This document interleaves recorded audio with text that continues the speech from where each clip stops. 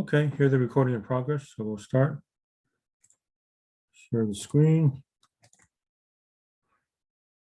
Okay, so we are over here. We're down to our last topic, which is parametric equations. So we're done in about a week. We won't have much of a meeting today at all. I'll give you the quiz, talk about it, do some parametric equations, but I'm already ahead of the game. So we're down to our last topic. So a reminder, we will have our last regular exam on Thursday the 9th, exam 6. Usual rules apply. Coverage is 6.2, 3, 4, and 7. I guess I'm done with 6, 4, so I can mark this off. So we're down to our last topic for the entire course. Okay, and so usual rules apply for the exam. You submit the homework. You must submit at least 70% of the homework in order for me to grade it. And so what's going to happen on Friday the 10th? Really nothing. I'll just make it into an office hour. You can come or not come. And then the final exam is the first day of finals, Monday the 13th. Again, notice the time is 8:10 to 10:40 a.m. You might say you're repeating yourself a lot. Yeah, that's by design. I repeat myself. I've said the same thing 2, 3, 4 times just to be sure that everybody knows. There's always somebody that misses. And in case somebody comes back and says, oh, I didn't know the rules, I didn't know the final exam, then I can have some of you attest to me, he's been saying it, he said it over and over several times, almost every day ad infinitum and ad nauseum, right? Okay. So finally you get 2.5 hours for the final. And you say, how do I study for the final exam? Go back over the previous exams. Again, my suggestion is look back over 2 exams on Friday the 10th, 2 exams on Saturday, 2 exams on Sunday, and then you'll be ready for the final exam. Okay, most likely scenarios, I'll pick maybe 3 questions from every test. I'll pick 3 questions from here, 3 from here, 3 from here, 3 from here, 3 from here, and 3 from test 6, which we haven't had yet. And then maybe a couple more somewhere for a grand total of 20 questions. Okay, they don't have to be the very same questions, but very close to it. Okay, you're allowed to have 6 formula sheets, 1 for each test. So you don't have to reinvent the wheel. If you already have the old formula sheets, just bring them in for the final. You say, well, I threw it away or I lost it. You can reconstruct it and make a new one, I guess. Okay, if you say, I wish I had put some formula down on the previous cheat sheet, you can put it in now. Okay, so put it in now. It's too late for the previous test, obviously, but you say, well, I should have put such and such problem down on the cheat sheet. Do it now in preparation for the final exam. Okay. Again, please notice the starting time is 8:10, not 9:10. Use the same Zoom link. I'll set it up so the same Zoom link will work. 8:10 to 10:40. There's no homework to submit. Usually for exams, you've been submitting homework. That includes for this coming exam on Thursday, but there's no more homework to submit. So for the final exam, you just take the final exam, and that's about it. I do have office hours Tuesday, Wednesday, Thursday. That's of course optional. Again, it doesn't really make a whole lot of sense because you've already taken the test, the final exam, but it's there. If you really want to join, send me an email, let me know. It's a different Zoom link for that. So let me know if you're interested. And so we're done very soon, folks. What is it? We're done in about 10 days. 10 days, it'll be all over, okay? All right, so I'll give you the quiz, do some parametric equations, and we'll probably finish very, very early today. Okay, so I'll do some parametric equations, same Monday, same Tuesday. Questions and answers, I'll do my own mini review as necessary. So the test is Thursday, not Friday. Okay.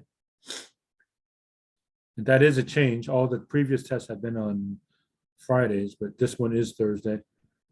Okay, so again, I've said it often in case somebody comes back and attests, oh, I thought the test was on a Friday. You really don't have any excuse. I've been saying it over and over. It's on the schedule. I've been announcing it. It's on all the videos. And so there we go. Okay. All right, so any quick questions right there before I get started? Okay, so quiz time. So here's our last quiz. So get ready for your cell phones or screenshots and whatnot. And here we go. Okay, 1 and 2 are ellipses. Give the vertices, foci, and the endpoints of the minor axis, and then sketch the graph. X plus 3 squared over 9 plus y minus 1 squared over 16 equals 1. Okay, some hints. Where's the center? It got translated, right? So the center is fairly obvious. I'm almost giving you the answer. Okay. These are not the A and the B, but the square root of these will be the A and the B, right? It tells you which way it's bulging. You should be able to tell which way it's bulging, right? Based on the larger number. Okay, so start off with the center, then figure out how much do I go left and right, how much do I go up and down, where are my foci, and then sketch the graph. 2 is kind of like something we've done in homework. Okay, so they give us the 2 foci and 1 vertex. So you should be able to determine where's the center, right? It should be very easy. So you can figure out the A, because they give us the vertex at 8, 1. And you can get the C. And once you have the A and the C, you can figure out the B, and you can come up with the equation. Okay, now number 2, you're not required to sketch the graph. If you just give me the correct equation, that's good enough. But you might still want to graph it anyway, just to help you. I mean, I find it's helpful to graph it so I can figure out what's going on, tell you which way it's bulging, and so forth. Okay, 3 and 4 are hyperbolas. There's a minus. Okay, this one, y is first, x is second. That should tell you something, right? Is it the left and right type or the up and down type? And you can read off the center, right? Watch out, y is first, x is second.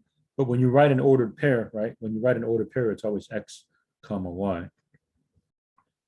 And you can figure out the A and the B. In fact, it looks like they give us the same numbers here, but whatever. Okay, so you have the A, you have the B.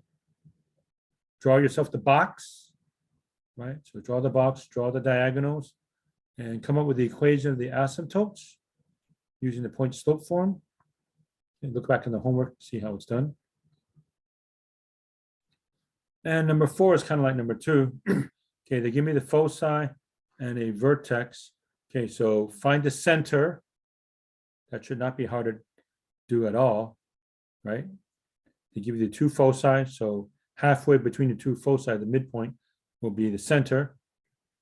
So that should be able to give you the C, and you can find the A based on the vertex. And once you have the C and the A, you can figure out the B and go from there. Once again, for number 4, it only asks for the equation. You don't, strictly speaking, have to graph it. Okay, so the only graphs that I need are number 1 and 3. You may graph 2 and 4 if it helps you to figure it out. But otherwise, for number 4, all I need is the equation. And you have enough information to come up with the equation. Okay, due at 11:59 p.m. tonight, so you have more than half a day. Open book, open notes, but work the problems out just as in class. So you can't just make up something from something you saw online or whatever. You got to do it the way we did it in class. All right, so that is that.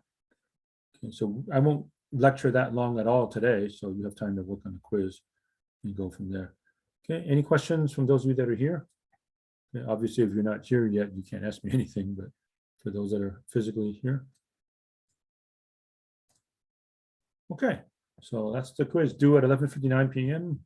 You have more than half a day, except maybe those of you that get in the video later, you have to wait another hour or so until I load this as usual, but you still should have plenty of time for that. Okay, so I'll make this disappear.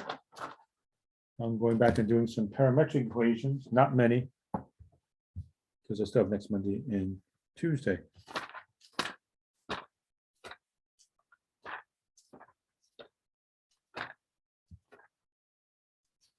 Okay, so we're doing parametric equations again, page 360. X is a function of t, which normally represents time. Y is a function of t.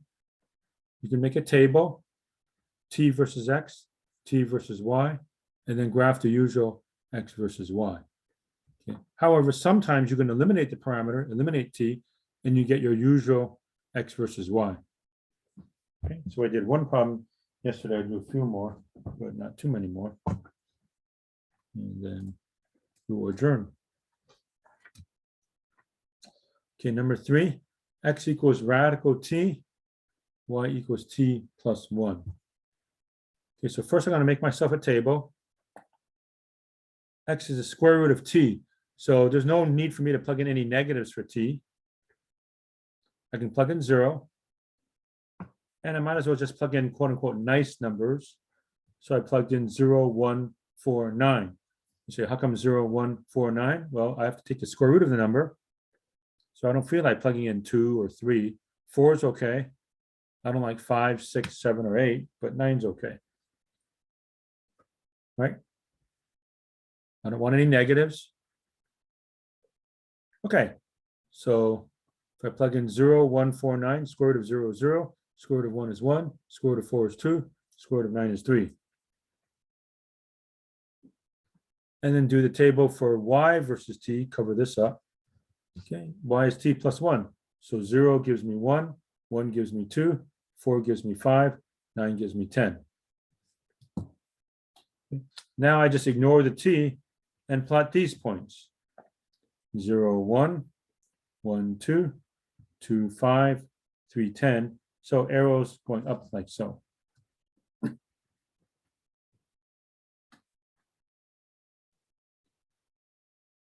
Okay, almost looks parabolic. Can I write the equation of this? Yes. So is there a way to eliminate the t? The answer is yes. Why don't I simply square both sides? So if I square this, I get t equals x squared. Right? T equals x squared, put that there. Y is x squared plus 1. And I notice, oh yeah, that's part of a parabola. Y equals x squared plus 1 is supposed to go like this. Then you say, what happened to this left side over here? It's not really there because of this, right? The conditions of the parametric equation, this is ultimately what I have. I don't have this. I originally have this. And if you look at this, x cannot be negative. So this precludes me from having any x negative. So this is not quite the whole graph of y equals x squared plus 1. It's only the right side over here. And this left side never gets graphed because x cannot be negative, as you can see right here. So that's just the right side of the parabola y equals x squared plus 1. Okay.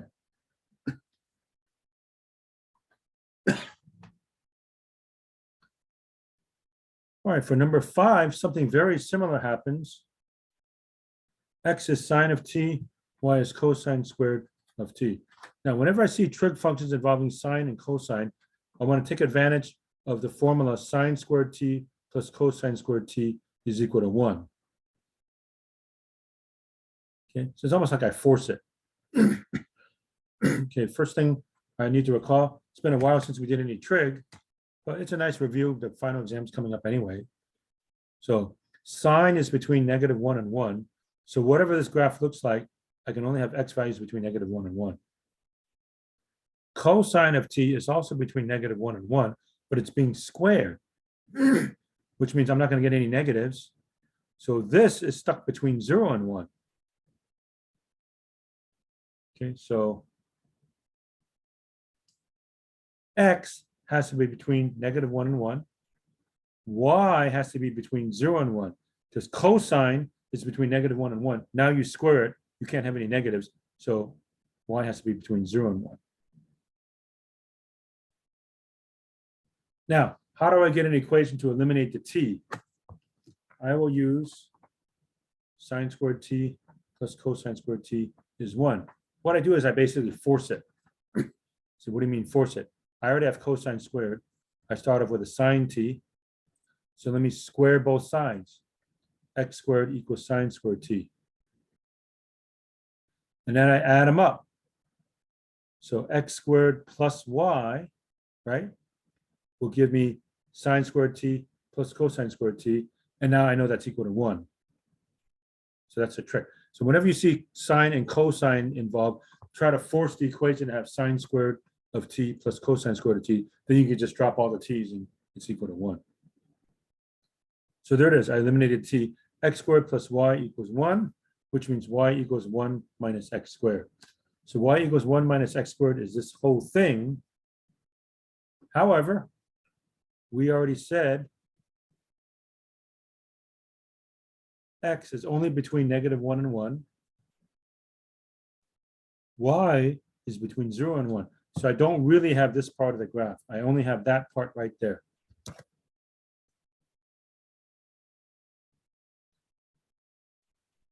Again, how do I know which way it's going? I can plug in some numbers. Plug in 0. Sine of 0 is 0. Cosine of 0 is 1. So at time t equals 0, I'm at 0, 1. Plug in pi over 2. Sine of pi over 2 is 1. Cosine of pi over 2 is 0. I'm over here. Plug in pi. Sine of pi is 0. Cosine squared of pi is -1 squared. It's 1, so it goes back. So this thing just bounces back and forth between -1, 0, 0, 1, and 1, 0. It just goes back and forth like that. Okay. So that's what happens with that one.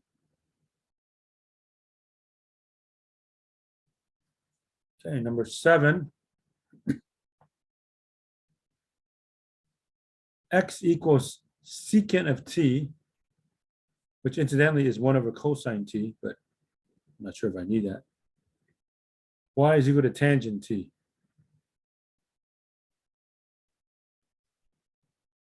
So what I do for this one is I do know a relationship between secant squared and tangent squared. I put 1 plus tangent squared t is equal to secant squared t, right? That's an identity. And what do I know about tangent squared? That's y squared. Secant squared of t, that's x squared. So I have 1 plus y squared is equal to x squared. Subtract y squared. I have 1 equals x squared minus y squared, or x squared over 1 minus y squared over 1 is equal to 1. And that's a hyperbola that I know opens left and right. Okay, and any limitations? This is allowed to be positive and negative. That's good. Okay, so I don't think I have to throw anything out this time. Okay, so x is positive, y is negative, so I know it looks this way. A is 1, B is 1. My box is a square. Asymptotes are y equals x, y equals negative x. I know I have the left and right type, so the hyperbola goes like so. And here t is equal to 0. So if I plug in 0, I'm at 1, 0. If I plug in pi over 4, I'm at radical 2, 1. Okay, if I plug in pi, I'm at -1, 0. That's if I would plug all the way back into the original. Secant of pi is 1 over cosine of pi. That's -1, and y is 0. Whoops. Where did it go? Yeah, so it's going in this direction. Okay, so I'll go this way and also this way.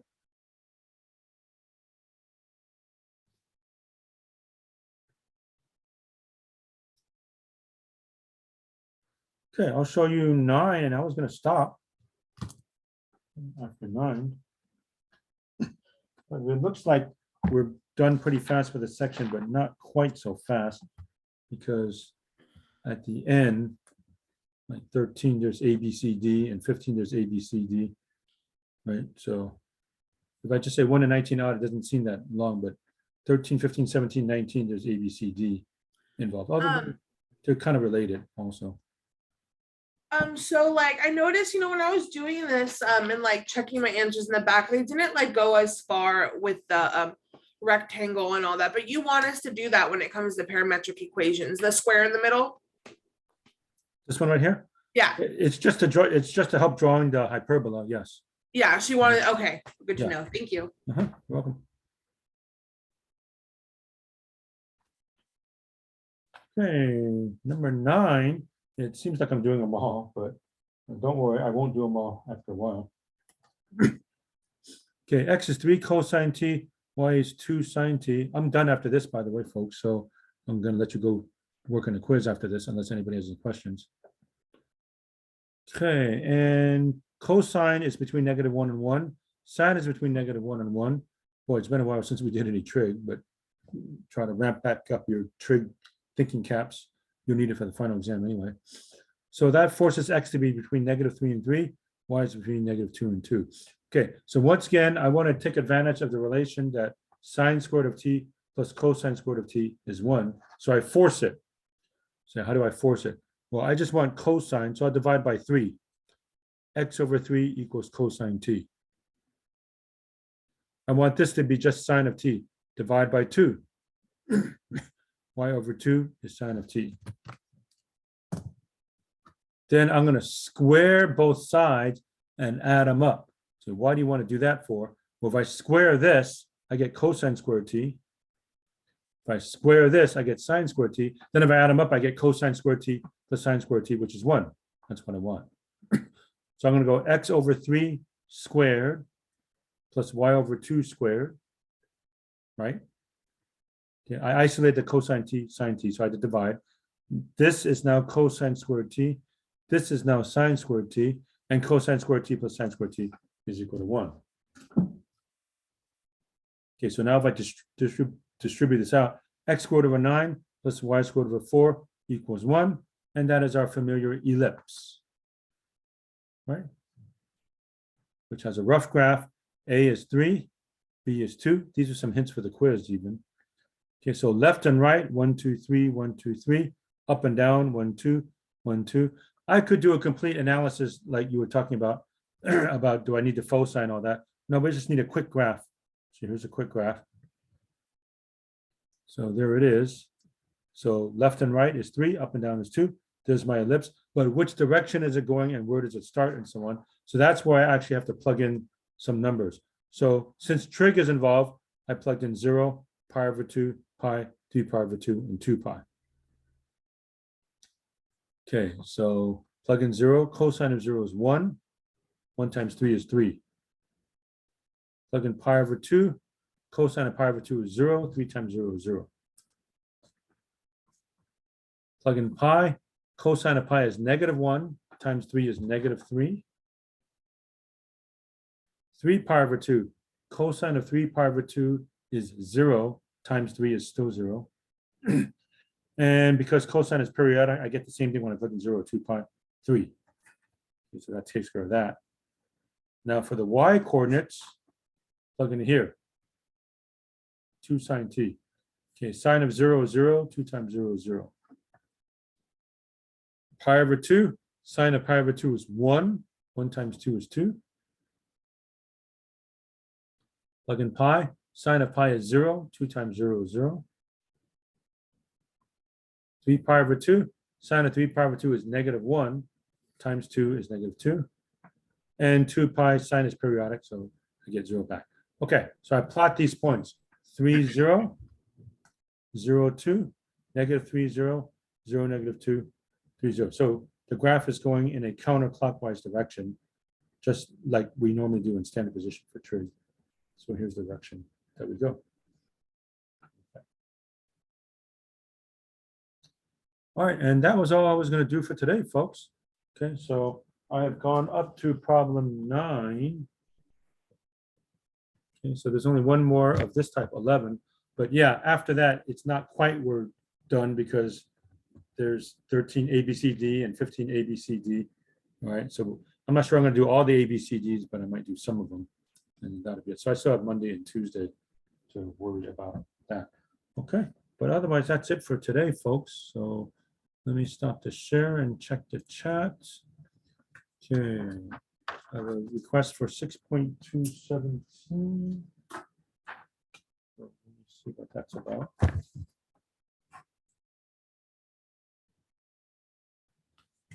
6.217. Anybody else want to put something in the chat? You may.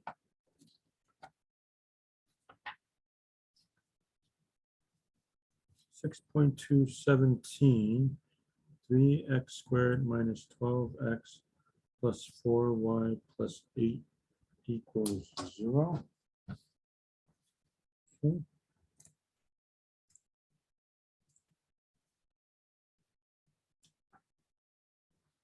Okay, so I throw these two over. Factor out a 3, x squared minus 4x, leave a space. equals negative 4y minus 8. Complete the square. Half of negative 4 is equal to negative 2. Negative 2 squared is 4. Plus 4, but that's really plus 12 here. Because 3 times 4 is 12. This factors into 3 times x minus 2 squared equals negative 4y plus 4, which is negative 4 parentheses y minus 1.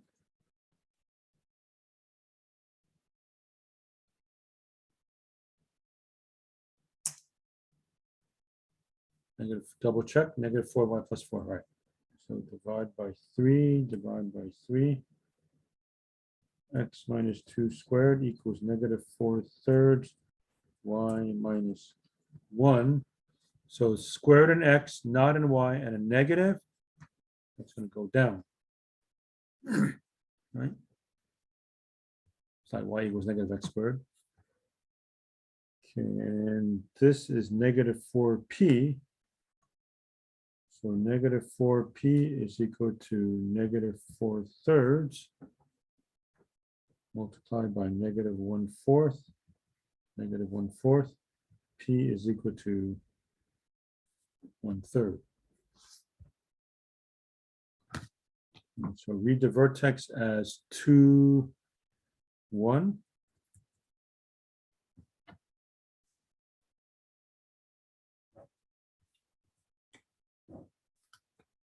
One, two, three, 1, 2, 3. Vertex is 2, 1. I know it opens down. I go a third of a unit down for the focus. 2, 2/3. Go a third of a unit up. That'll be 4/3, I guess. Here.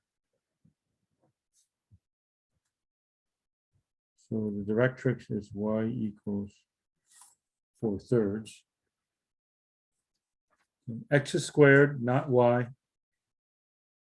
And it's a negative, so it opens down. So here's my vertex translated. 2, 1. Third of unit down, 2, 2/3.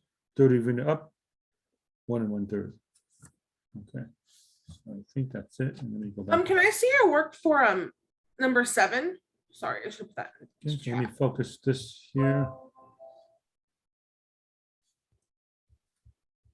Okay.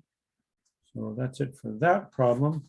And question about number 7. Yeah, I just want to see your graph for it. I'm a little confused looking at mine. So oh yeah, so I see your arrows like that. Okay, so oh, because it goes the It's arrows weird. go. It goes like this and then it jumps over to here. It's not a smooth, continuous graph. Goes like that. Oh, because okay, I see. My table is a little weird because I did weird numbers at first. So it goes from like 0. I picked these numbers. So okay. All right. Any other questions, please? Otherwise, we're done. I'll let you get started on the quiz and go from there. Any other questions, please? All right, so that's it, folks. So have a good weekend. Get started on the quiz. Due at 11:59 p.m. And we only have 1 week left. Okay. All right. See you later, everybody. Bye. Thank you. Thank you. Bye.